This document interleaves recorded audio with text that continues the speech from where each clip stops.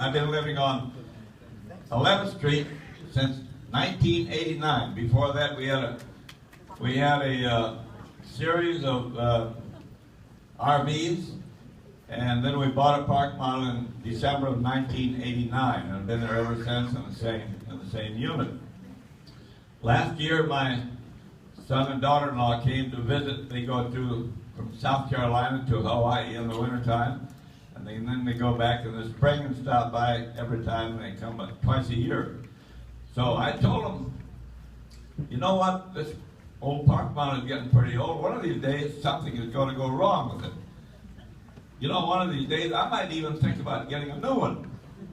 And with that, she said, let's go look at one. So we saw Ted, and by the end of the day, we had made an arrangement to buy a new one. So, and everything has been going good, and he said, well, next thing you got to do is to find a place that you like to put the new one. Is that correct? That's correct, yeah. And so I looked around on 11th Street. I just didn't find a place that I liked better than what I stayed with, what I'm living in right now. So Linda, my daughter-in-law, called Ted. She said, you know what? Dad likes to live right here where we're at. And he said, I don't know if we can do that, but I'll try. So did you call? Yeah, we made You called Calvin? Yeah, we made some calls. Made some calls? It's above and beyond the normal circumstances. Henry's our man. So they came back and he said, it's okay. You want to stay in the same spot and keep your same address, your same mailing address? Well, that's just fine with us. So he and JR have been a big help for me, and I'll get you a little bit of history on my Lucille and I, my late wife. She died 2 years ago. No, in July of 2012.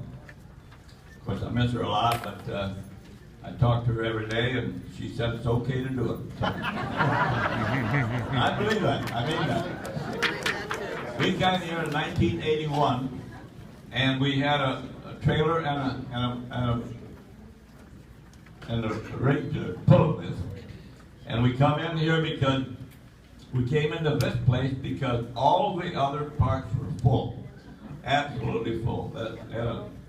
Something like that. And somebody said to us, I think there's a new one going up on Main Street, 4700. So we came in here and said, do you have any place for sale? He said, go down there and pick out any place you like and come back and tell us where you're at. And so we did. We picked one, 246 on 2nd Street. Came back and said, well, okay, we'd like to stay till March. How much would that be? She said, well, normally it would be $125 a month, but because everything is not done yet, we'll give it to you for $75 a month. I said, we'll take it. So we settled down, and this Regal Hall was not done yet. They were still working on it, but it was almost done. And then the swimming pool wasn't done. It was still in the process of being done. So we followed the course of the swimming pool, and we were square dancers then. We weren't tennis players. And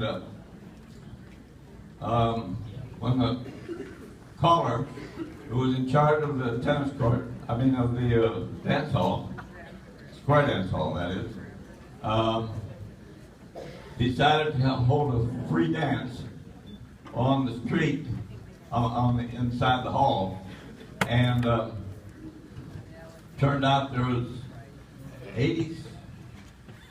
110 squares showed up. Now that, any way you look at it, that's 880 people, and they were spread out into the street, and so we square danced for several years. And one day I came down here and saw a note on the board that they were giving tennis lessons.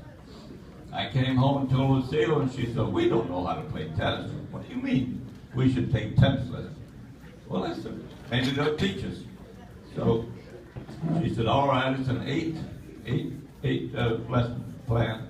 And so there were, maybe 8 or 10 of us couples went down and took tennis lessons. Am I done going too long?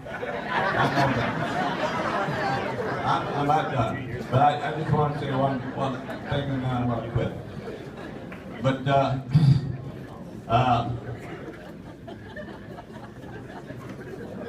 okay. So